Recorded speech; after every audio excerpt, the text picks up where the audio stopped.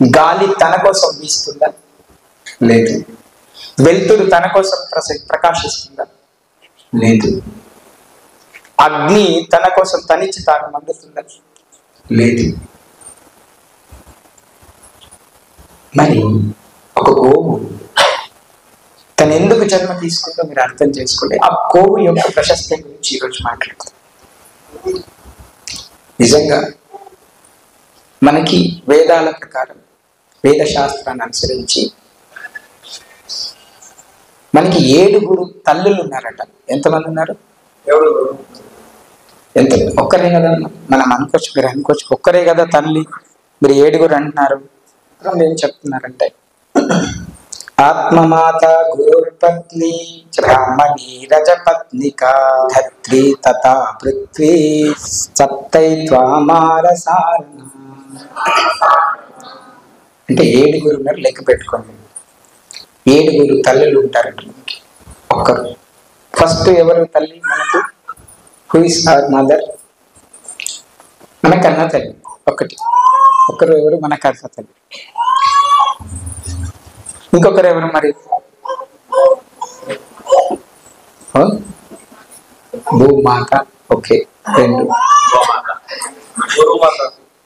Yes, గురు పత్ని, నాటి గురుమాత. ఎవరైతే గురువు ఉంటారో ఆ గురువు యొక్క పత్ని కూడా మనకి గురువుతో సమానం. మీరు గురువుని ఎంత సమానంగా చూస్తారో గురు పత్ని, గురు భార్యని కూడా అంతే సమానంగా చూడాలి. ఒకవేళ మీరు గురు పత్నితో కూడా అపరాధం చేస్తే మీకు గురువు యొక్క పాపం అంటుంది. అట్లనే ఇంకా రాజు ఉంటారు కదా, రాజ్యంలో రాజు, ఆ రాజు యొక్క భార్య రాణి కూడా మనకి రాజమాత, మాతనే. ఆమె కూడా మాత. ఎంతమంది అయ్యారు? 5 మెంబర్స్. ఇంకా మనకి నర్స్ అంటారు. నర్స్ అంటే లైక్ మనకి ఆయాలాగా సేవ చేస్తారు. లైక్ ఎవరు చేస్తారంటే మనకి అమ్మమ్మ. తర్వాత బ్రాహ్మణుని యొక్క భార్య కూడా మనకి గురువుతో సమానం. ఎవరు? బ్రాహ్మణుని భార్య. మీరు ఎవరైనా బ్రాహ్మణులు ఉంటే వారి భార్యని కూడా మనం అంతే గౌరవంగా చూడాలి. పృథ్వీ, భూమాత. మీకు తెలుసు, భూమి మనకి తల్లి లాంటిది. ఎందుకంటే అన్ని ఇస్తుంది, భరిస్తుంది. తల్లి అంటే ఇచ్చేది, భరించేది అని అర్థం కదా. అట్లనే గోమాత అని కూడా అన్నారు చూడండి. అయితే మనకి పాలిస్తూ తాను వ్యవసాయానికి ఆధారితమైనటువంటి అన్ని సమకూర్చేటువంటి దేవత. కనిపిస్తాయా? ఏం ఫోటో కనిపిస్తుంది? ఆవు వెనకాల, కృష్ణుడు ముందట, రాధాకృష్ణ వెనక ముందు, దాని తర్వాత వాళ్ళ వెనకాల వనము, చెట్లు, తీగలు, మంచి మంచి లత అవి కనిపిస్తాయి. అంటే దాని అర్థం ఏంటి? जो भगवान कभी भी उसको क्या पसंद है बोले तो he want to build with the nature. जो प्रकृति है, जो प्रकृति में सो इन्वॉल्व होके जीना, जो जीने का तरीका है प्रकृति में, वो भगवान को बहुत पसंद है. భగవంతుడు వాళ్ళని ప్రేమించడం మొదలు పెడతారు. ఎవరైతే నన్ను సేవించడం కంటే గోవుని సేవిస్తారో వాళ్ళకి నేను తొందరగా కృప ఇచ్చేస్తాను. మీరు చూడండి, నార్త్ ఇండియా అయితే వాళ్ళ యొక్క ఊర్ల పేర్లు గోకులము, గోపాలపురము, గోవిందపురము, అవునా, గోపాల్పేట, ఇట్లా భగవంతుడి పేర్లతో ఉంటాయి. బట్ అంటే మంచి అంటే ఆ పేరు పలికితే కూడా, అంటే పూర్వం ఎట్లా అంటే కనీసం ఒక వ్యక్తి భగవంతుడిని ధ్యానించేంత, భగవంతుడిని కీర్తించేంత లేకపోతే కొడుకులకి, తన బిడ్డలకి భగవంతుని నామం పెట్టుకొని తరించాలని చెప్పేవారు.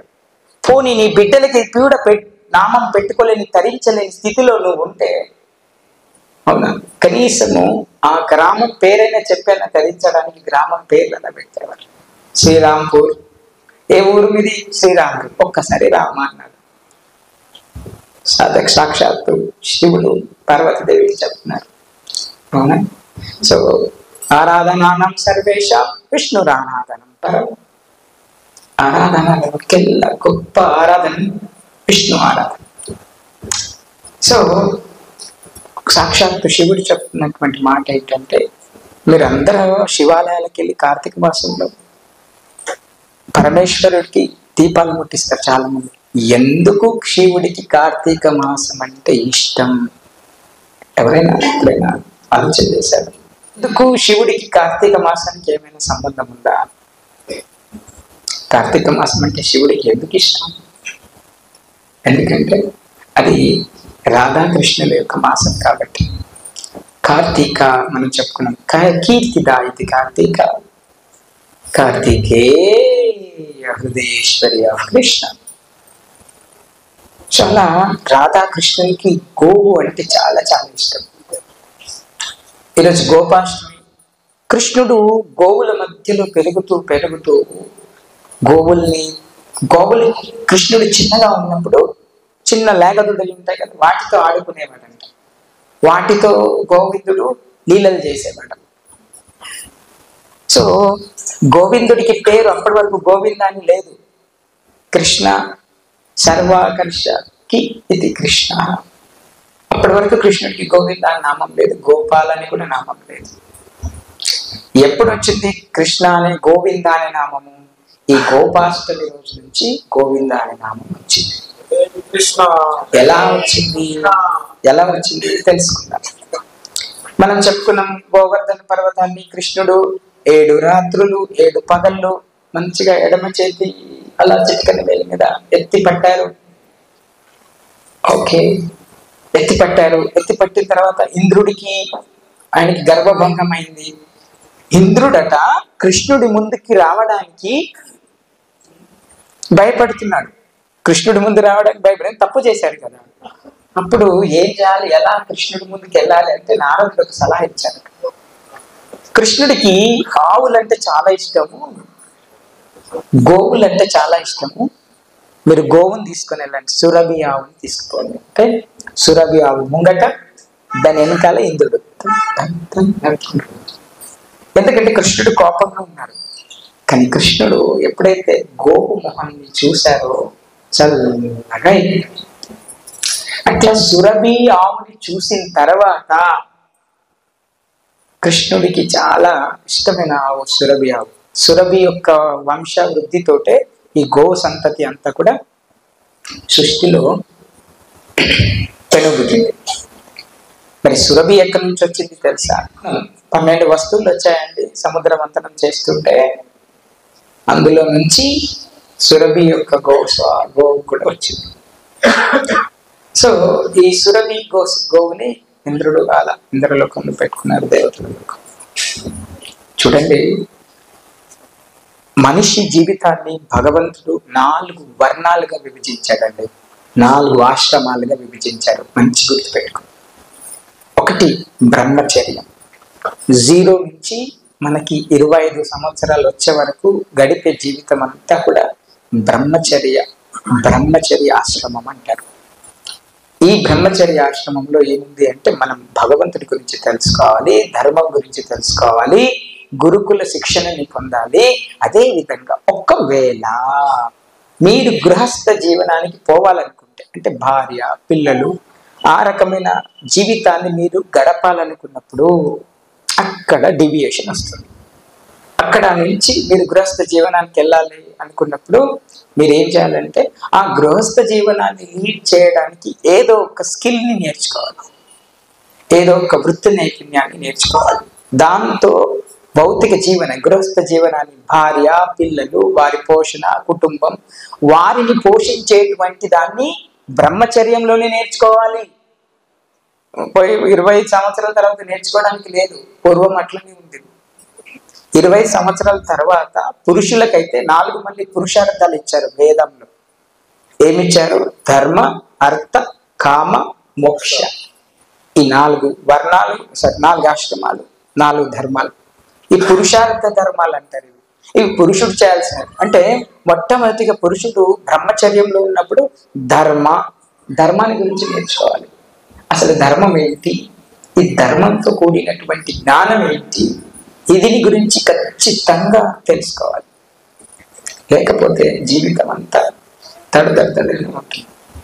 దాని తర్వాత మీరు గృహస్థ జీవనంలోకి వచ్చిన తర్వాత भगवंतुడు చెప్తున్నారు धर्म अर्थ मनी। तो मनुष्य को 4 आश्रम दिए गए थे भगवान ने। तो पहला जो आश्रम का है ब्रह्मचर्य आश्रम। जो ब्रह्मचर्य आश्रम में अपन क्या सीखना है, भगवान के बारे में सीखना है, धर्म के बारे में सीखना है। और अपन गृहस्थ जीवन में जाना चाहते हैं, गृहस्थ जीवन में और वाइफ के साथ और चिल्ड्रंस के साथ अपन जो जीवन जीने का तरीका चुन लिया है, जो जाता है, तो डेफिनेटली आप तो वो जीवन जीने के लिए कुछ ना कुछ काम सीखना पड़ेगा। नैपुण्यम, उसको बोलता नैपुण्यम। మూడవ ఆశ్రమం ఉంది ఏంటంటే వానప్రస్థం।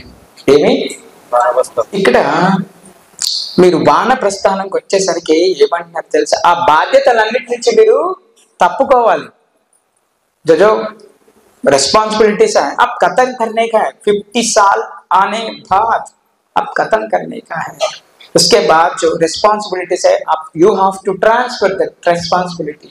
जो all responsibility you have to transfer, किसको ट्रांसफर करने का है? పూర్వం ఎడ్లకి బాగా వయసు అయిపోతే అక్కడనే పెట్టేవారట, గుడిసెలోనే ఉంచేవారు। వాళ్ళు వ్యవసాయానికి తీసుకుపోయారు। వాళ్ళు పేడ ఇస్తే ఆ పేడతో వ్యవసాయం తీసుకునేవారు। అట్లాంటి పశుధర్మం కూడా పాటించేటువంటి మనం దిగజారిపోయింది। కాబట్టి ఇట్లాంటి సత్సంగాలకి గురుకులానికి వస్తే పిల్లలకి తెలుస్తుంది నేను 25 సంవత్సరాల లోపు ఏం చేయాలి, 50 సంవత్సరాల లోపు ఏం చేయాలి, 50 సంవత్సరాల నుంచి 75 సంవత్సరాలు వచ్చే వరకు నేను ఏం చేయాలి। వానప్రస్థ జీవనం అంటే ఏంటి? కేవలం భగవంతుడు ధర్మం గురించి మాత్రమే ఆలోచించాలి। ఏ ధర్మాన్ని పట్టుకుంటే నేను మళ్ళీ తిరిగి జన్మ తీసుకోను, ఏది శాశ్వతము దాని గురించి నేను ప్రయత్నం చేయడం మొదలు పెట్టాలి। వానప్రస్థానంలో ఒక సమయానికి ఒక కులిక్కి వచ్చి ఆ మార్గంలోనే ఇంకా సన్యాసం, చివరి ఆశ్రమం సన్యాసి ఆశ్రమం అన్ని వదిలే। సో అలా మనకి డిజైన్ చేశారు భగవంతుని లైఫ్। అయ్యా నువ్వు 20 సంవత్సరాల లోపు నన్ను గుర్తు చేయకపోయినా పర్లేదు, okay you enjoy your life. Okay, up to 50 years also you want to enjoy wife, children and everything. You want to go with material life. Okay, you can. Appudu enjoy cheyandi. Can after 50 years try to remember me. Kanisam nannu gurtu cheyadaniki prayatnam cheyanడి। ఒక్కవేళ మీరు అప్పుడు కూడా గుర్తు చేయకపోతే nobody can protect you, nobody can pick up మిమ్మల్ని ఈ material life నుంచి ఎవరు కూడా ఆధ్యాత్మిక డెవోషనల్ లైఫ్కి, డెవోషనల్ మెటీరియల్ థింగ్స్కి మిమ్మల్ని ఎవరు ట్రాన్స్ఫర్ చేయలేరు। కానీ ఇది ఒక రకమైన ప్రాసెస్। ఇక్కడ అన్ని ఆశ్రమంలో ఉన్నవాళ్ళు, ఏ ఆశ్రమం అయినా సరే, బ్రహ్మచారి అయినా అవునా, గృహస్థంలో అయినా, వానప్రస్థ అయినా, సన్యాసి అయినా, పూజించేటువంటి ఒకే ఒక్క ప్రాణి గోమాత। Krishna is it or not?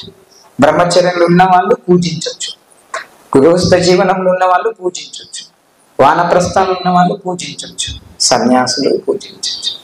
అందరి చేత పూజించబడేటువంటి ఏకైక ప్రాణి భగవంతుడు సృష్టించింది శ్రీ గోమాతకి। భగవంతుడికి గోవుకి చాలా సత్సంబంధం దగ్గరగా ఉంది। ఎందుకు తెలుసా? భగవంతుడి యొక్క ఆలోచన ఏదైతే శక్తి ఉందో, భగవంతుడి యొక్క జ్ఞానం ఏదైతే ఉందో, ఆ భగవంతుడి యొక్క జ్ఞానాన్ని గోవుకి మోపురంలో పెట్టారట భగవంతుడు। ఎక్కడ పెట్టారు? మోపురం ఉంటుంది ఇలా ఇలా, అవి ఇండియన్, అవి జాతి గోవులు, మన మోపురంలో పెట్టారట। పూర్వం ఎందుకు మరి బ్రాహ్మణులకి ఇంత ఉత్కాదమైనటువంటి మంత్రోచ్చారణ వస్తుంది?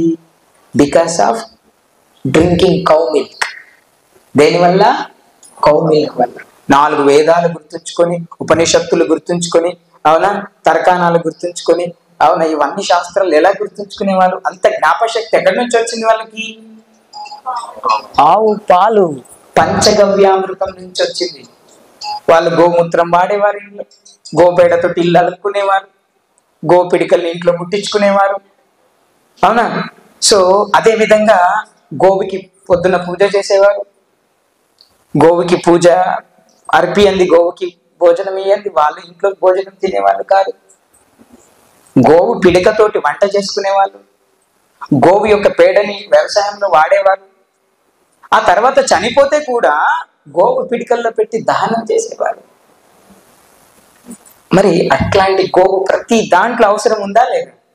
అట్లాంటి ప్రతి దాంట్లో అవసరం ఉన్న గోవుని ఎవరో ఒకరు కుట్రపూరితంగా మన నుంచి దూరం చేసేసారు. ఇది మాంసానికి మాత్రమే పనికొచ్చే జంతువు. మన వాళ్ళు కూడా మీరు ఇతర జీవుల్ని తింటున్నారు కదా, మేము మా గోవుని ఎందుకు తినొద్దు, గోవుకి ఇంకొక ప్రాణికి కూడా ఏం తేడా లేదు కదా, అక్కడ ఆగిపోయాం మనం అందరం. తింటున్నాం, కోసుకొని గోవుని వస్తుంది. ఇప్పుడు మీరు తప్పు చేస్తేనే కదా ఇంకొకరిని మీరు వేలెత్తి చూపించరు. మీరు తప్పు చేయనప్పుడు ఇంకొకరిని వేలెత్తి చూపించేటువంటి హక్కు, అధికారం, మీకు ధైర్యం మీకు వస్తుంది కదా, వస్తుందా కదా? అక్కడ ఫెయిల్ అయ్యాం మనం అందరం. అక్కడ పెట్టారు మనకి సురుకు.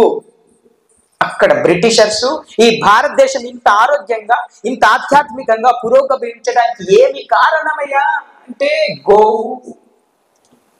గాతో స్టార్ట్ అయ్యేవి జీవితంలో చాలా ప్రశస్తంగా ఉంటాయి. గోవు, గంగ, గీత, గోవిందుడు, గోపాలుడు, గోమయము, గోక్షీరము. చిన్నప్పుడు నేను చాలాసార్లు చెప్పాను, నేను స్కూల్లోకి పోతుంటే మా ఒక తెలుగు పండిట్ బ్రాహ్మణ ఉండే, ఆయన చెప్తుండే, నెయ్యి రోజు వేసుకోవాలరా, ఒక స్పూన్ నెయ్యి వేసుకుని తినాలరా. మాకు ఇంత మంచి పాండిత్యం ఎట్లు వచ్చింది తెలుసారా, నెయ్యి వేసుకుంటేనే వచ్చిందిరా. అప్పుడు చెప్పేవారు శ్లోకం, నెయ్యి వృతేన వర్ధతే బుద్ధి క్షీణం ఆయుష్ేంద్రియానా గోపంచగవ్యాతి మూలం. ఎంత అప్పటికి ఇప్పటికి గుర్తుకుంది ఆ శ్లోకం. అంటే నెయ్యి వేసుకుంటే మా అమ్మ పోయి, అమ్మ నెయ్యి ఏ ఊకో పాల్గొనే పైసలు ఏమిటి, నెయ్యి ఆడుకునే. అప్పటి మన ఇళ్ళలో పరిస్థితి లేదు. అప్పుడు అంటే నెయ్యి కొనుక్కొని తినేంత పరిస్థితి అందరి ఇళ్ళలో లేకపోవచ్చు. కానీ ఇప్పుడు మనందరికీ చేతి నిండా డబ్బున్నా మనం అనవసరమైనది తింటున్నాం. బయటకు పోతున్నాం, చికెన్ 65 తినిపిస్తున్నాం పిల్లలకి, అవునా, మంచూరియా తినిపిస్తున్నాం పిల్లలకి. ఎవరో ఎప్పుడో ప్యాక్ చేసిన, ఏ ఆయిల్ తోటి ప్యాక్ చేసిన మనం ఏమేమో ప్యాకెట్లలో వస్తువులు తినిపిస్తున్నాం పిల్లలకి. మైదా పిండితోటి తయారు చేసిన బిస్కెట్లు తినిపిస్తున్నాం పిల్లలకి. మొన్న మేము మా తమ్ముడు వాళ్ళ ఇంటికి వెళ్ళి పిల్లలకి బిస్కెట్లు తినిపిస్తున్నా, అయ్యా పాలు మంచిది, it's wheat, flavoured of wheat, అది మైదా, జాగ్రత్తగా ఉండండి అయ్యా. నేను నవ్వడం కాదు, పిల్లలకి మైదా తినిపియదు, ఇట్స్ విషం, పాయిజన్. పాయిజన్. స్వీట్ షాపులు ఉండే ప్రతి స్వీట్ మైదాతోటే తయారవుతుంది, గుర్తుపెట్టుకోండి. గోవు యొక్క ప్రాధాన్యతని పెంచుకోండి. మీకు ఏ ఆరోగ్య సమస్య ఉన్నా నేను గ్యారంటీగా చెప్తున్నాను, నేను చెప్పట్లేదు, ఆచార్యులు చెప్తున్నారు, మీరు కొన్ని వారాలు గోవుకి దానికి ఇష్టమైంది మీ చేతులతో వండి తినిపియండి. నిజానికి ఒక గోవుని ప్రేమగా మీరు పెంచుకుంటే, నేను చాలాసార్లు చెప్పాను, ఆ గోవు ఒకవేళ ఆ యజమాని అనారోగ్యంగా ఉంటే తన దగ్గరకు వచ్చి నాకి, ఈ యజమానికి ఏమైతే రోగం ఉందో ఆ రోగాన్ని గ్రహించి బయటకు వెళ్ళి ఆ ఆకుని తిని ఆ ఆకులో ఉండేటువంటి క్షీరాన్ని పాల రూపంలో ఇచ్చాయి. అమ్మకి 4 పొదుగులు ఉంటాయి, 2 పొదుగులు తన దూడ కోసం వదిలేసిందంట. 2 పొదుగులు మనం పిత్తుకోవడానికి. కృష్ణ 2 పొదుగుల నుంచి పాలు పిత్తుకునేవారంట. భగవంతుడు మీరు చూడండి, భగవంతుడికి 9 లక్షల ఆవులు ఉండేవి. ఎన్ని లక్షల ఆవులు చూడండి. గోవుకి ఎంత ప్రశస్తమైనటువంటి జ్ఞానం ఉంది అంటే, మీరు నీళ్ళు తాగితే ఏ జంతువైనా నీళ్ళలోకి ఎన్ని నీళ్ళు తాగుతుంది, కానీ గోవు మాత్రమే ఒడ్డు మీద నిలబడి నీళ్ళు తాగుతుంది. అర్థమవుతుందా? ఒకవేళ ఒక దూడ ఉందనుకోండి, గోవు చిన్నపిల్ల, అది ఒక 1000-10,000 మంది ఆవుల్లో వదిలేశారనుకోండి, ఆ 10,000 మందిలో వదిలేసినా కూడా తన తల్లిని వెతుక్కుంటూ ఖచ్చితంగా అదే తల్లి దగ్గరికి పోయేంత శక్తి గోమాతకి. కానీ మనం బర్రె పాలకు అలవాటు పడ్డాం. బర్రెల్ని పెంచమని ఇంగ్లీష్ వాడు మనకి చెప్పి, బయట చూస్తే చాయ్, ఇంటికి పోతే చాయ్, అతిథులు వస్తే చాయ్, చచ్చిపోతే చాయ్, బతికితే చాయ్, చాయ్ లేకపోతే బతకం. బర్రె పాలతోటి చాలా డేంజర్ అండి బాబు. ఆవు పాలు తీసుకోండి. ఆవు పాలని పెరుగుగా చేసి పల్చటి మజ్జిగ తీసుకోండి. ఒక వ్యక్తి, మేము ఇస్కాన్లో కలిసాము, మా ప్రభుజీ దగ్గరకు వచ్చారు. ఆయన పోలాండ్ దేశస్థుడు. ఆయనకి క్యాన్సర్ ఉంది, ఎక్కడ తగ్గట్లేదు. మజిల్ క్యాన్సర్ ఉంది, తగ్గట్లేదు. అయితే ఆయన ఇండియాకి వచ్చిన తర్వాత ఆయన సక్సెస్ స్టోరీ. ఒక ఇస్కాన్లో చాలా మంది ఆయుర్వేదిక్ శాస్త్రాన్ని గ్రహించిన వాళ్ళు ఉన్నారు. వాళ్ళు పంచగవ్యతో రోజు గోమూత్రం తాగుతారు. ఆయన ఏం తాగుతారు, ఎట్లా తాగుతారు అని అనుకోకుండా డైరెక్ట్ తాగారు. ఫిల్టర్డ్ గోమూత్రం ఉంటుంది, తాగుతారు. అది క్యాన్సర్ కణాలని బర్న్ చేసి మాడిపోయేటట్టు చేసి మాడిపోతుంది. రోజు పల్చటి ఆవు మజ్జిగ పల్చగా చేసి రోజు అదే తీసుకునే, పొద్దున మధ్యాహ్నం సాయంత్రం. రోగ నిరోధక శక్తి పెరిగి క్యాన్సర్ కణాలు మాడి పసైపోయింది. 6-7 months లో ఆయన యొక్క క్యాన్సర్ 70% నుంచి 35%కి తగ్గిపోయింది. సో 1.5 year లో ఆయనకి క్యాన్సరే లేదు మొత్తానికి. సో అలాంటి గోవు యొక్క క్షీరం నుంచి, గోవు యొక్క మూత్రం నుంచి, గోవు యొక్క పేడ నుంచి, గోవు యొక్క శరీరం మొత్తం అది ఏంటి, ఎందుకోసము భగవంతుడు సృష్టి చేశారంటే ఈ ప్రొటెక్షన్ చేసేటువంటి, ఈ భూమిని ప్రొటెక్ట్ చేసేటువంటి, పూర్వము ప్రతీది కూడా వ్యవసాయ ఆధారితమైనటువంటి పరిశ్రమలే ఉండేవి. వ్యవసాయ ఆధారిత పరిశ్రమలు ఉండేవి. కానీ ఇప్పుడు అలా లేవు కదా. అనవసరమైన పరిశ్రమలు ఉన్నాయి. అవసరం లేదు మనకైనా కూడా పరిశ్రమలు ఉన్నాయి. అంటే ఎక్స్ట్రా లగ్జరీ, మనకి ఎక్స్ట్రా లగ్జరీ కావాలి, అందుకోసం పరిశ్రమలు వచ్చాయి. కాబట్టి దయచేసి గోవుకి ప్రొటెక్షన్ చేయండి, గోవుకి రక్షణ చేయండి. అందులో భగవంతుడు చెప్తున్నారు, ఒక్కొక్కరి లక్షణం చెప్పారు మనకి 18వ అధ్యాయంలో. ఏమని చెప్తున్నారు? కృషి గోరక్ష వాణిజ్యం వైశ్య కర్మ స్వభావజం. ఎవరైతే భగవంతుడు వర్ణాలను గుర్తించారు, బ్రాహ్మణ, క్షత్రియ, వైశ్య, శూద్ర, వైశ్యుల యొక్క స్వభావం ఏంటంటే గోవుని రక్షించాలి. ఎవరైతే వ్యాపారం వాణిజ్యం చేసుకునే వాళ్ళు, గోరక్షణ చేసేవాళ్ళు, వ్యవసాయం చేసేవాళ్ళు, అవునా, వృత్తి చేసుకునే వాళ్ళు, వారందరూ కూడా వైశ్యుల కిందికి వస్తారని చెప్పి, వాళ్ళ యొక్క స్వభావం అని చెప్పి భగవంతుడు చెప్పారు. ఇక్కడ చూడండి, వ్యవసాయము, గోరక్షణము, వాణిజ్యము వైశ్యులకు సహజ స్వభావం కాగా, పని చేయుట మరియు పరుల సేవ శూద్రులకు సహజ స్వభావమై ఉన్నది. గోవుని దానం తెచ్చుకుంటే కూడా ఆ గోవుని పోషణ చేసేటువంటి శక్తి ఉండాలి. ఆ గోవుని మనం తినకున్నా గోవుని పెంచుకునేంత శక్తి మనకు ఉండాలి. సో ఎప్పుడైతే మనం చెప్పాము ఇందాక, ఆ ఇంద్రుడికి ఒక మిస్టేక్ ని తగ్గించడానికి సురభి గోవుని అడ్డం పెట్టుకుని ఎలా వెళ్ళారు, అప్పుడు కృష్ణుడు సురభిని చూడగానే ఆనందించి అలా ముఖం మీద ఇలా నిమిరి ఇలా అంటుంటే అప్పుడు సురభి అన్నదంట, గోవింద, ఇప్పటి నుంచి గోవులకి ఆనందాన్ని కలిగించేటువంటి వాడా గోవింద అని పేరిచ్చింది. సో కాబట్టి గో అంటే 2 అర్థాలు వస్తాయి. నేను చెప్పాను, ఇంద్రియాలని తృప్తిపరిచేవాడు, అదేవిధంగా గోవుల్ని పాలించేవాడు, గోవుల్ని తృప్తిపరిచేవాడు. సో ఈ సందర్భంగా ఒక్క గోవు గురించి చెప్పుకుందాం.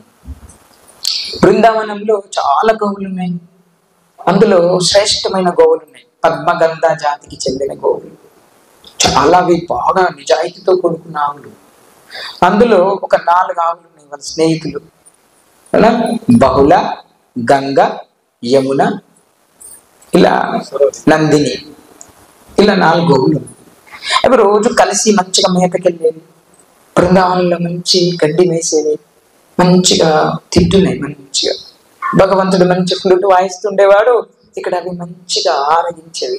ఆహా, మేము ఈ కృష్ణుని యొక్క గానం వింటూ ఈ పచ్చికని అనుభవిస్తూ ఉన్నాము, ఆ పచ్చికతో కృష్ణుడికి రుచికరమైన పాలు ఇవ్వడం మా యొక్క ధర్మం అని చెప్పేసి అలా అంటుంటే, ఒకరోజు అవి మేసుకుంటూ అలా ఒక అడవిలోకి వెళ్ళిపోయి, అక్కడ ఒక పులి ఇలా చూసింది, ఒక పులి చూసి వెంబడించింది. బాగా దొరికాయి, మంచిగా ఉన్నాయి అని చెప్పేసి వాటి వెంబడ పరిగెత్తుతుంది పరిగెత్తుంది పరిగెత్తుంది పరిగెత్తుంది. అప్పుడు చెప్తుంది, బహుళ చెప్తుంది, గంగ నువ్వు ఆగకు, ఆయనకి దొరకద్దు, దొరికామంటే మన ఇల్లు తినేస్తాడు, మీరు పరిగెత్తండి అంటే ఆ గంగకి కొద్ది ఆయాసంగా ఉంది. ఆమె కింద పడిపోయింది. వెంటనే పడడానికి వస్తుంటే బహుళ వచ్చి ఇలా ఒక్కటిసారి కిక్ ఇచ్చేసి అలా ప్రొటెక్షన్ చేసుకుని ఉరికెత్తి పరిగెత్తి. అయితే అప్పటికి కృష్ణుణ్ణి చంపడానికి ఒక ఒక రాక్షసుడు వచ్చాడు. ఆయన పేరు ప్రలంబాసుర. ఏం పేరు? ప్రలంబాసుర. భగవంతుని చంపడానికి గోవు వేషంలో ఇద్దరు వచ్చారు. ఒకరు హరిత్రాసురుడు, ఒకడు ప్రలంబాసురుడు. ఎవరెవరు? అప్పుడు ప్రలంబాసురుడు పైనుంచి చూస్తున్నాడు. ఆహా, ఏం పులివ, ఆయన ఇంకా గోవుని కూడా పట్టుకుంటలే, ఇటువో ఇట్లవో అని చెప్తున్నారు. ఆడేం చేశాడంటే తప్పించుకునేటువంటి బహుళని ఒక చెట్టు అడ్డం వేసి ఆ పులి గుహలోకి పోయేటట్టుగా చేశాడు. అప్పుడు బహుళ ఆ పులి గుహలోకి పోయి చిక్కుకుంది. ఎటు చూసినా గుహ ఉంది. ఇట్లా సేమ్ దత్తాత్రేయ బాబు ఎటు పోవడానికి లేదు, పోతే ఇట్లనే వాళ్ళు మళ్ళీ అలా పులి ఉండే. అప్పుడు చెప్తుంది, ఆహాహా మీరు నాకు దొరికారు, మిమ్మల్ని నేను తినేస్తా, నాకు ఆహారం దొరికింది, మస్తు రోజులకి ఇక్కడ మీరు కరెక్ట్ గుహలోకి వచ్చారు. అప్పుడు బాగా అంటుంది, నిన్నే నేను ప్రసవించాను, నిన్ననే నేను ఒక బిడ్డకి జన్మనిచ్చాను, నేను మీకు దండలు పెడతాను, మీ కాళ్ళు మొక్కుతాను, నన్ను మా పిల్ల దగ్గరికి ఒకసారి పంపింది. ఆమెకి ఫస్ట్ ఇచ్చే పాలు ఇవ్వలే నేను, ఇంకా ఫస్ట్ క్షీరం వస్తుంది, ఎల్లో కలర్లో వస్తాయి ఫస్ట్ క్షీరం.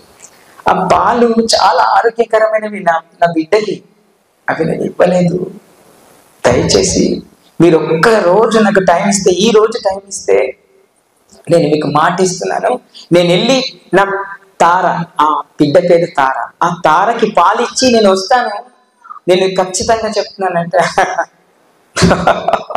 నువ్వు నా దగ్గరికి వచ్చి నువ్వు పోతే నువ్వు తిరిగి వస్తావో నేను నమ్మాలంటే అప్పుడు చెప్తుంది, నా పేరు బహుళ, నేను పద్మగంధ జాతి ఆవుని, అది కూడా నేను కృష్ణుడి యొక్క సంరక్షణలో ఉన్న దాన్ని, బృందావనంలో వాసిని, నేను ఆడిన మాట తప్పను అని చెప్తున్నాను.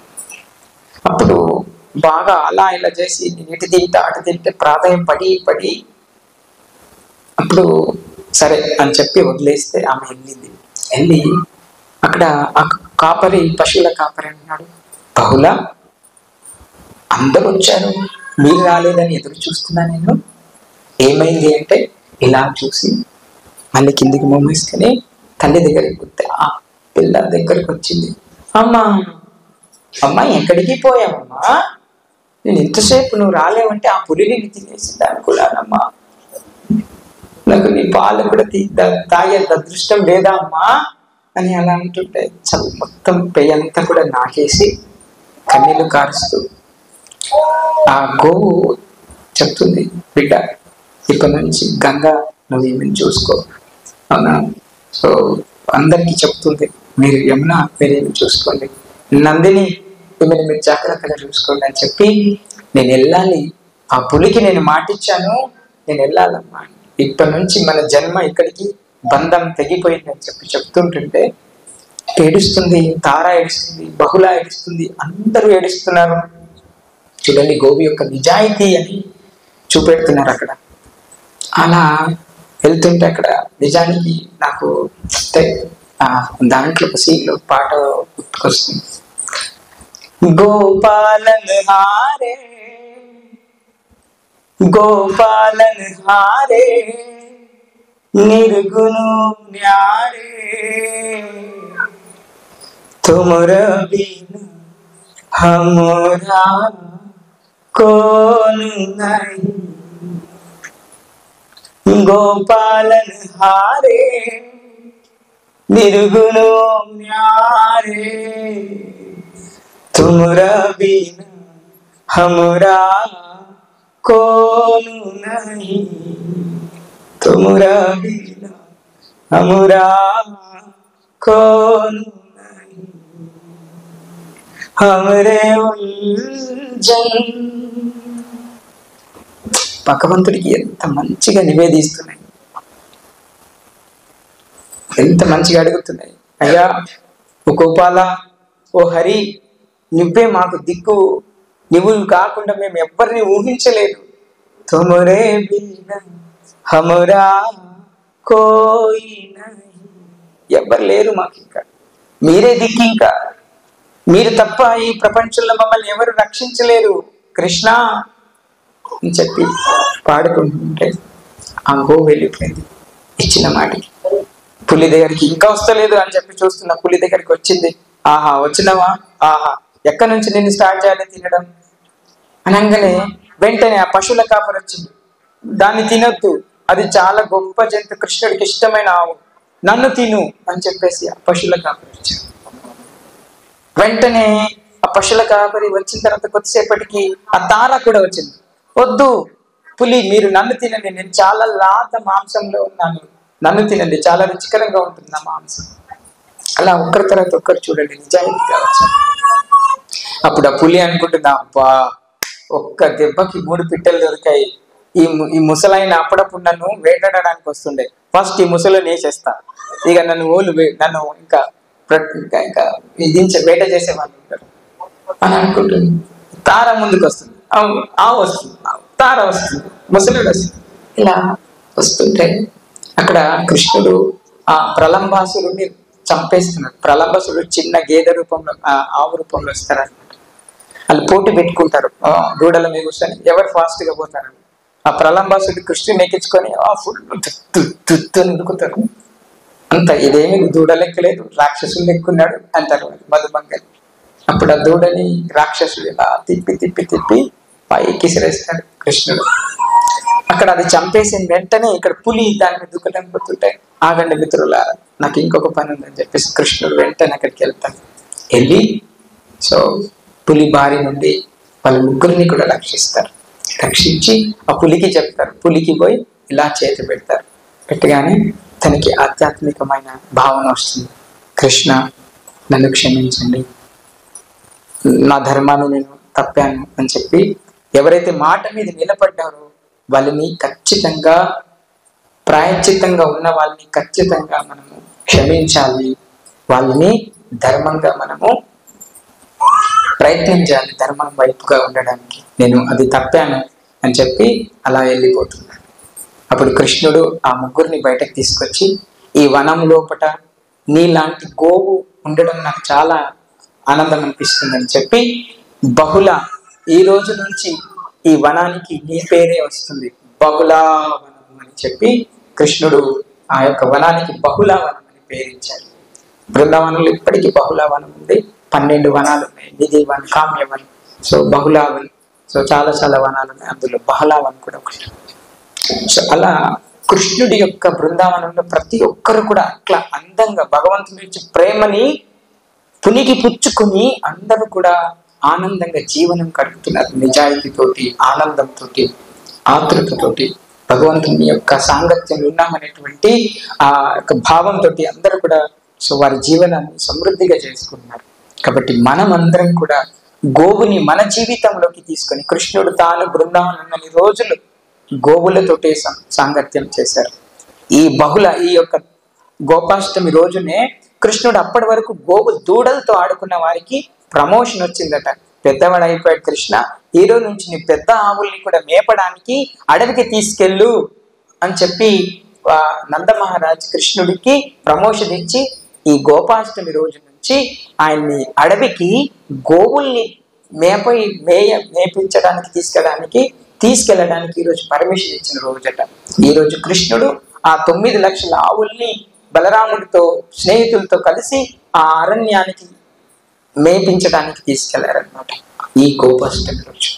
సో కృష్ణుడు అన్ని రెడీ చేశారు, వాళ్ళమ్మ సర్ది కట్టింది, అన్ని చేసి చెప్పులు తీసుకొచ్చింది.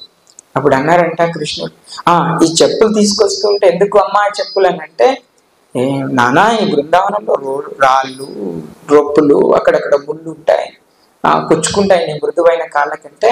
ఈ మాట విని ఆవులట పరిగెత్తుతున్నాయి, ముందే పరిగెత్తుతున్నాయంట. అన్ని ఒక్కటి గుంపుగా పరిగెత్తున్నాయి. ఎక్కడికి వెళ్తున్నాయి ఇవన్నీ అంటే, మా యొక్క దేవదేవుడైన మా స్వామి వస్తున్నారు, ఎక్కడ కూడా బొడిపెలు ఎత్తురాళ్ళు, ఎత్తుగా ఉండే భూమిని అంతటినీ కూడా వాటి యొక్క అడుగులతోటి తప్ తప్ తప్ తప్ తప్ తప్ మొత్తం కూడా మృదువుగా చేసేసింది. సో దాన్ని బ్రజ అని అంటారు, మనం బ్రజ భూమి అంటారు. అంటే గోవు యొక్క పాదాలతోటి ముద్రించబడినటువంటి, పునీతం చెందినటువంటి భూమి బ్రజ భూమి అని మనకి నానుడి అన్నమాట. సో కాబట్టి అలా అప్పుడు వస్తుంటే అప్పుడు కృష్ణుడు అంట, అమ్మ నాన్న మీరు నా కుక్కరికి పాదరక్షలు ఇస్తే ఎలాగా, ఇక్కడ 9 లక్షల ఆవులు ఉన్నాయి, ఆ 9 లక్షల ఆవులకి కూడా మీరు పాదరక్షలు చేసిస్తేనే నేను పాదరక్షలు వేసుకుంటానని చెప్పారంట. అప్పుడు 9 లక్షల ఆవులకి సాధ్యమా పాదరక్షలు తీయడం? అయ్యో కృష్ణ, నువ్వు లేని పరీక్ష పెడతావు మాకు, సరే పో అని చెప్పేసి అలా కృష్ణుడు రోజు ఈ గోపాష్టమి రోజు నుంచి గోవుల కార్యాచరణ, గోపాబాలుడిగా అప్పుడు నామకరణం, గోవుల్ని పాలించేవాడా గోపాల, సో గోవులని రక్షించేవాడా గోవిందా అని చెప్పేసి భగవంతుడు 2 నామాలతో పునీతనం, లోకమంతా కూడా పునీతనం అయిపోతుంది. ఎందుకంటే గోవింద గోపాల నామాన్ని తీసుకున్నప్పుడు మనం ఈ గోవిందునితో పాటు గోవుని కూడా మనం స్తుతించినట్టు అవుతుంది. గోవిందుని స్తుతించితే 2 ప్రయోజనాలు జరుగుతున్నాయి. ఒకటి, కృష్ణుణ్ణి మనం స్మరిస్తున్నాం, దాంతో పాటు గోవుని కూడా స్మరించేటువంటి అదృష్టము, గోవుని కూడా మనము కీర్తించేటువంటి సమయము, ఆ యొక్క అదృష్టం మనకి కలుగుతుంది. గోవు అంటే సమస్త దేవతలు దాంట్లో ఉన్నారని చెప్పి సాక్షాత్ మనకి పద్మపురాణం చెప్తుంది. సో కాబట్టి అట్లాంటి గోవుని మనం అందరం కూడా ప్రతి ఒక్క శుభకార్యాల్లో మీరు మొట్టమొదటిగా గోపూజ చేయాలి. మీరు ఏ శుభకార్యం చేసినా, మీరు సంస్కరణలు, పిల్లలకి వెంట్రుకలు తీస్తారా, పిల్లలకి నామకరణం చేస్తారా, కొత్త గృహంలోకి వెళ్తారా, పెళ్లి చేస్తారా, అవునా, ఇంట్లో ఏమైనా చేయాలనుకుంటున్నారా, గోపూజ. గోపూజ లేకుండా ఏ పూజ కూడా చేయొద్దండి. గోపూజ సర్వశ్రేష్టం, సర్వత్కరం, సర్వపుణ్యం, గోప్రదం. గోపూజ చాలా ప్రతిష్టమైనది. కాబట్టి దయచేసి మీరు గోవుకి మీ జీవితంలో తీసుకోవడానికి ప్రయత్నం చేయండి. మీకు ఏ అనారోగ్య సమస్య ఉన్నా, మీకు ఏ శాశ్వతమైన సమస్య ఉన్నా, గోవు ద్వారా మీకు ఖచ్చితమైన పరిష్కారం దొరుకుతుంది. గోవుకి రక్షణ చేయండి, గోవుకి ఆహారం ఇవ్వండి, గోవుకి దానం ఇవ్వండి. మీరు ఎవరికో దానం ఇవ్వడం వల్ల ఆ వాళ్ళు దానాన్ని వృధా ఖర్చు చేస్తారు. అదే గోవులకి దానం ఇచ్చారనుకో. మొన్న మా ఒక స్నేహితుడు ఒక పండక్కి 1,00,000 రూపాయలు ఇచ్చారు. ఆ 1,00,000 రూపాయలతో వాళ్ళు ఏం చేశారంటే హైదరాబాద్కి వెళ్ళి ఒక పెద్ద డీజే కొనుకొచ్చారు. దాన్ని సమాజంలో పెట్టి దడా చేస్తే ఒక ఆయన చనిపోయారు. మరి అదే 1,00,000 రూపాయలు గోవులకి ఇస్తే ఆయన తరము అందరు కూడా ఆశీర్వదించబడతారు. చూడండి, మనకి జ్ఞానం లేదు, అందుకనే మనం చెప్పాను 7 వ్యసనాలని. అందులో ధన అపవ్యయం, ధనాన్ని వృధాగా ఇవ్వకూడదు ఎవరికంటే. మీరు ట్రైన్లో పోతుంటే ఆ గోడల మీద గోడలు పోతుంటే ట్రైన్ రైల్వే స్టేషన్లు అక్కడక్కడ గోడల మీద బస్ స్టేషన్లు పోస్టర్లు అంట పెడతారు. మీకు 15 రోజుల్లో మద్యం మాన్పించబడును. మీరు చూసారా ఎప్పుడైనా? చూసి ఉంటారు, కొన్ని పోస్టర్లు ఉంటాయి, మద్యం ఇక్కడ మాన్పించబడును, ఇలాంటివి ఉంటాయి. ఏమైనా ఉంటే దోషాలు తొలగించబడును, అవునా, ఇంకా మేము మొత్తం జ్యోతిష్యం చెప్పబడును, ఏమేమో చెప్తారు ఇంకా అవన్నీ. మీరు చూడండి, హౌ యువర్ బిలీవ్, ఎలా నమ్ముతున్నారు వాళ్ళు.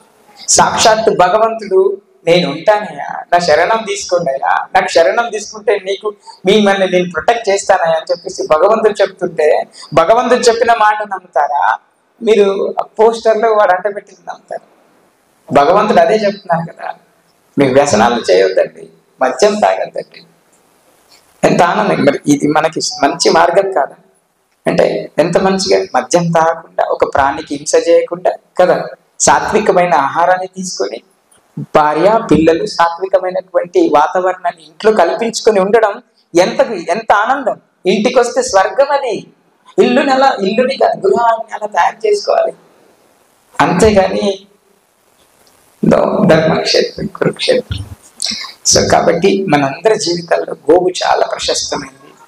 గోవుకి మనకి దగ్గర సంబంధం ఉంది, అవునా. నేను ముగించేస్తాను.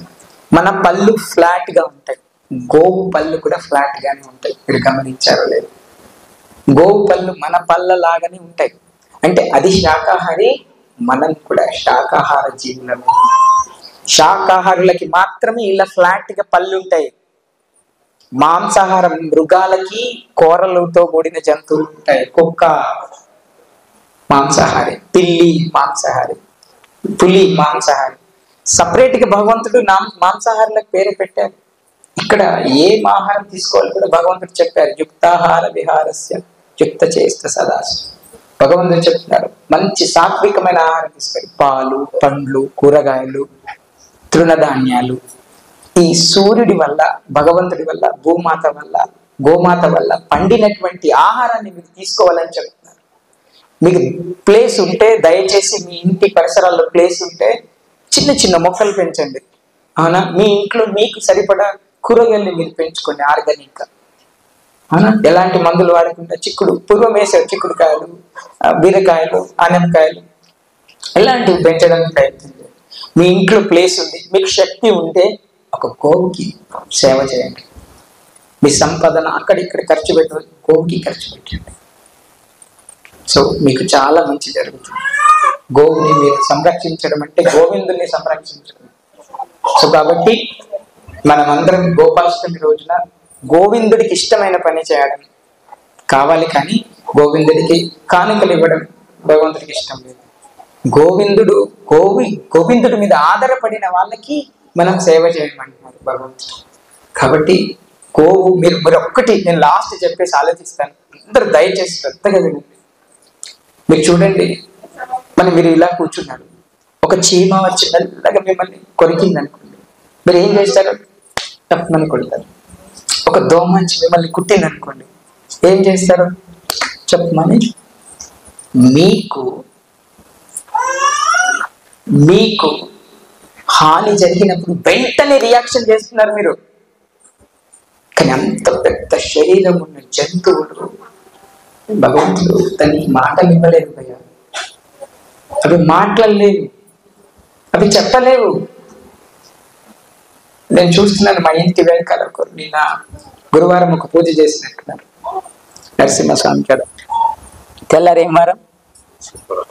శుక్రవారం. ఒక మేకను అక్కడ కట్టేశారు. నేను స్నానం చేస్తున్నాను, నాకు బాత్రూంలోకి వినిపిస్తుంది. అది అరుస్తుంది అంటే విపరీతంగా అరుస్తుంది. నాకు ఎంత హృదయం ద్రవించిపోతుంది అంటే, ఒక మూగ జంతువుని, మాటలు రాని వాళ్ళని తీసుకుపోయి, మాటలు వచ్చినవాడు, జ్ఞానం వచ్చినవాడు, అనుభవం ఉన్నవాడు, డిగ్రీలు సంపాదించిన వాడు, పిహెచ్డి చేసిన వాడు, డాక్టరు, ఆ గొంతు లేనటువంటి మూగ జీవిని తీసుకుపోయి హత్య చేస్తారా భయ్య? అది నాగరికతనా? It is a culture that the person అలా చేయడం కల్చరా అనిపించింది నాకు. ఒక మూగ జంతువుని అటిద్దరు కాళ్ళు పట్టుకొని, ఇటిద్దరు కాళ్ళు పట్టుకొని, దాని గొంతుని బలవంతంగా తెరిచి, దాని నోట్లో నీళ్లు పోసి, దాని గొంతుని కోస్తుంటే రక్తం చిందడం శుభకార్యమా? రక్తం చిందిన చోటు శుభకార్యానికి పనికొస్తుందా? ఏ శాస్త్రంలో చెప్పారండి? ఏ బ్రాహ్మణుడు చెప్పారు? ఏ వేదంలో ఉంది? నిజంగా చెప్పాలంటే పాపం ఆవేదన అనిపిస్తుంది. మీరందరూ గనక ఇది చేశారా, అస్తవ్యస్తమైన జీవితాలని. అందుకనే మీకు వచ్చి అయ్యా మాకు దుఃఖం వస్తుంది, మాకు ఇది వస్తుంది, ఎందుకు రాదు? మీరు ఏమైనా ఎప్పుడైనా దయ కలిగారా? పక్క జీవి పట్ల దయ ఉందా మీకు? అది విలవిల కొట్టుకుంటుంటే, అది రక్తం మడుగులో గలగల కొట్టుకుంటుంటే, దాని మాంసాన్ని తీసుకొని ముక్కలుగా కట్ చేసుకొని ఆనందంగా తిన్నప్పుడు మీకు దయ లేదు కదా? ఆ దుఃఖం అనుభవించొద్దు మరి. 12 సంవత్సరాలు శిక్ష పడుతుందని శాస్త్రంలో ఉంది. 12 years, 12 సార్లు తరతరాలకి చెట్టుకుంటుంది. భగవంతుడు అన్ని ఇస్తున్నాడండి మీకు. మీరు శూద్రుడు అని చెప్పేసో, లేకుంటే మీరు బ్రాహ్మణుడు అని చెప్పేసో, మీరు క్షత్రుడు అని చెప్పేసో, మీరు పేదవాడు అని చెప్పేసో, మీరు పేదవాడి కాదని చెప్పేసో సూర్యుడి వెలుతుడు మీకు రాకుండా ఉందా? గాలి మీ ముక్కులోకి, మీ శరీరంలోకి పోకుండా మీరు బతుకుతున్నారా? అక్కడెక్కడో మండుతున్నటువంటి అగ్గి మీ ఇంట్లో కూడా వెలగకుండా ఉందా? నీరు, ప్రతిరోజు నీరు లేకపోతే శరీరం కాదు కదా, పళ్ళు కూడా తోమలేనటువంటి స్థితిలో ఉండే అసీనమైనటువంటి జన్మం అనేది. నీరు లేకుంటే మీరు ఒకరోజు ఒక క్షణం బతకగలరా? అట్లాంటి భగవంతుడు మన కోసం అన్ని పెట్టారు. గోవు, వనము, అన్ని, నీళ్లు, అగ్గి, వాయువు, జలి, ఆకాశము, ప్రతి వస్తువు మానవుడి కోసమే.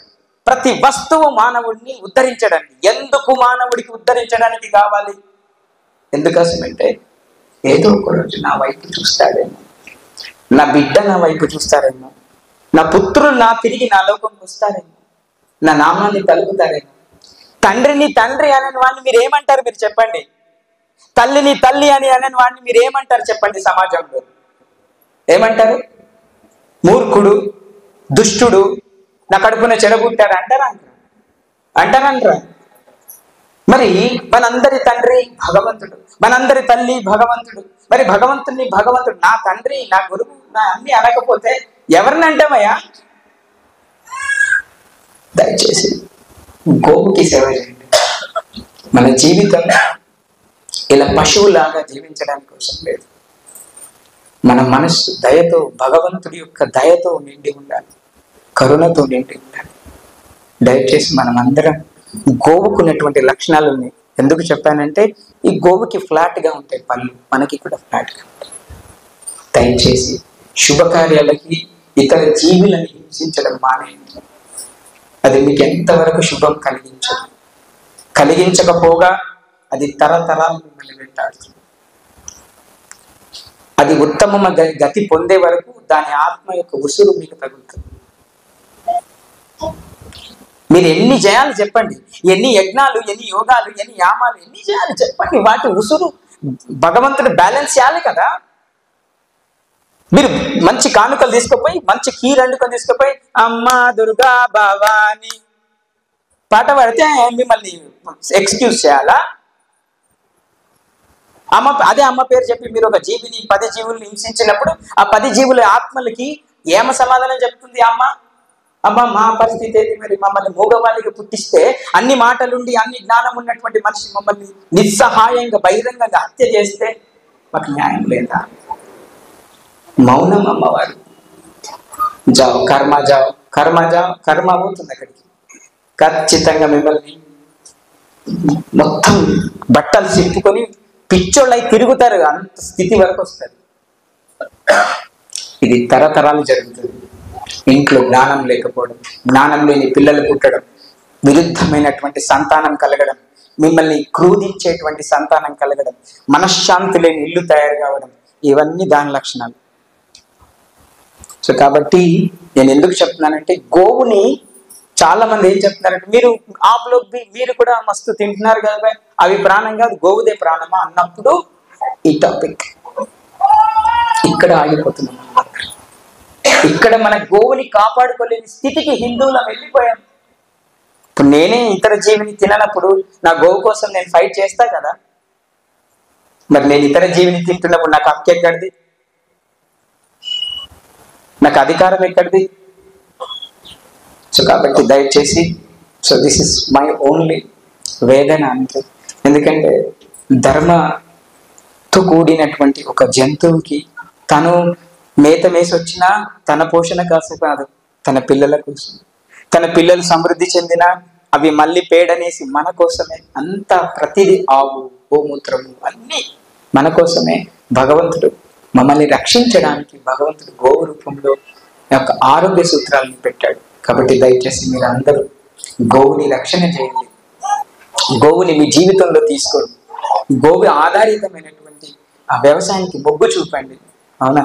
సో మీరందరూ కూడా గోవు యొక్క పూజా విధానం తెలుసుకొని ప్రతి కార్యక్రమంలో గోవుకి మీరు సరైనటువంటి స్థానం కల్పిస్తారని చెప్పి మనస్ఫూర్తిగా కోరుకుంటూ, ఆ గోవిందుని యొక్క గోపాలని ఆశీస్సులు మీకు, మీ కుటుంబానికి అందరికీ ఇక్కడికి వచ్చిన ప్రతి ఒక్కరికి ఉండాలని చెప్పేసి మనస్ఫూర్తిగా కోరుకుంటూ, హరే కృష్ణ హరే కృష్ణ కృష్ణ కృష్ణ హరే హరే హరే రామ హరే రామ రామ రామ హరే హరే. కానీ ఇప్పుడు ఛాయే మనది, వేరే వాళ్ళది వేరేది. మనకి ఇంటికి వస్తే పూర్వము మజ్జిగ ఇచ్చేవారు కదా, మంచిగా మజ్జిగ, గట్క, అంబలి ఇవి ఆతిథ్యం ఇచ్చేవారు. దూద్ దేతే మంచిగా పాలిస్తుండే. అవునా? మంచిగా మజ్జిగ దాయ ఎండలు వచ్చిన బిడ్డ అని చెప్తా అనిపిస్తుంది. అది గమనించినటువంటి పాశ్చాత్యులు మనకి ఏం అలవాటు చేశారంటే ఈ గోవు సంతతిని వాళ్ళు తీసుకెళ్ళి అక్కడ ఉన్నటువంటి ఈకో ఫ్రెండ్లీగా గేదెని తయారు చేసి ఇక్కడ దించారు. దించి మనకి చాయ్ అలవాటు చేశారు. అప్పటి వరకు చాపత్త, టీ ఇవన్నీ ఏం లేవు మన దగ్గర, తెలుసా? బ్రిటిషర్ వాడు మనకి అలవాటు చేసినటువంటి పదార్థం, పానీయం ఏమి? తేనీళ్ళు, చాయ్. సో ఈ చాయ్ మొట్టమొదటిగా చెప్పారు గోవులు ఎక్కువ పాలు ఇవ్వవు, ఇస్తాయి, కొన్ని ఇస్తాయి. ఆ కుటుంబం సరిపడా లేదా 2 కుటుంబాలకు సరిపడా, అంతకంటే ఎక్కువ. అప్పుడు మరి అందరు చాయ్ తాగాలంటే పాలు ఎంతలు కావాలి? పాలు కావాలంటే బర్రె కావాలా? బర్రె ఎన్ని పాలైనా ఇస్తుంది. అలాగే చెప్తే చాయలు అందరికి ఫ్రీగా చాయ్ చేసి పోసే, అందరికీ ఖైదీలుగా బంధించిన వాళ్ళకి, ఉద్యమాలు అక్కడక్కడ నడుస్తున్న వాళ్ళకి అందరికీ సమాజంలో ఫ్రీగా ఛాయ్ని అలవాటు చేసిండు. ఫస్ట్ అలవాటు చేసి అందరు ఛాయ్కి అలవాట తర్వాత ఛాయ్ కావాలి ఎట్లా? ఆవు పాలు ఇవ్వదు. అట్లాంటి సందర్భంలో మీరు ఆవుని ఏం అవసరం లేదు, మీకు బర్రె సేమ్ పాలు చిక్కగా ఉంటాయి, ఆవు పాల కంటే చాలా చిక్కవి. ఇప్పుడు 1 గ్లాస్ పాలు తీస్తారంటే 2 గ్లాసులు నీళ్ళు పోయొచ్చు, మీకు వస్తూ అందరికి వస్తాయి అని చెప్పి అచ్చగా ఉంది మంచిగా. అట్లా బర్రెని ఇన్వైట్ చేసి ఆవుని వాళ్ళు తీసుకెళ్ళారు. అలా బర్రె పాలు, గేదె పాలు. గేదె అత్యంత సోమరి జీవి భూమి మీద. అది పన్నదంటే అక్కడనే ఉంటుంది, లేవదిగా. దాన్ని లేపాలంటే పొడిస్తే కానీ అది లేవు. అవునా? అట్లాంటి పాలు తాగిన మన పిల్లలు సోమరి కాకపోతే ఏమి ఉంటారు చెప్పండి? బర్రె పాలు తాగితే బర్రె లక్షణాలు రాకపోతే ఏం లక్షణాలు వస్తాయి? అందుకోసమనే ఈ బర్రె అనే సంతతి బ్రిటిషర్స్ మనకి ఇన్వెంట్ చేశారు. అక్కడ ఆవుని తీసివేయబడింది.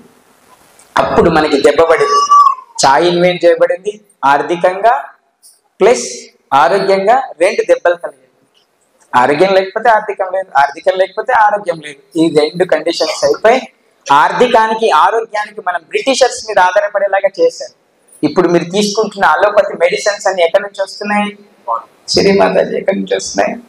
మన వాళ్ళు తయారు చేశారు, అవి ఇంగ్లీష్ వాళ్ళు తయారు చేసినాయి. ఆ ఫార్ములా అంతా ఎక్కడిది? బ్రిటిషర్స్ది, మన వాళ్ళది కాదు. మన వాళ్ళు నూరితే ఇంత నూరి, గోలి నూరి, పసర దాగు అంతే రకం మన వాళ్ళు. ఇవన్నీ వాళ్ళ వ్యాపారం పెంపొందించడం కోసం, భారతదేశాన్ని ఆర్థికంగా ఆరోగ్యంగా క్షీణింపజేయడం కోసం మన మధ్య నుంచి గోవుని తీసేస్తే, ఎట్లయితే పిల్లర్ తీసేస్తే బిల్డింగ్ పడిపోయినట్టుగా, అప్పుడు గోవుని మన జీవితంలో నుంచి తీసేయడం వల్ల మనకందరికీ ఇది అలవాటు అయిపోయింది. అవునా? మనమందరం అనారోగ్యాల పాలైపోయి భారతదేశం అట్లా విచ్ఛిన్నమవడం మొదలు. హరే కృష్ణ.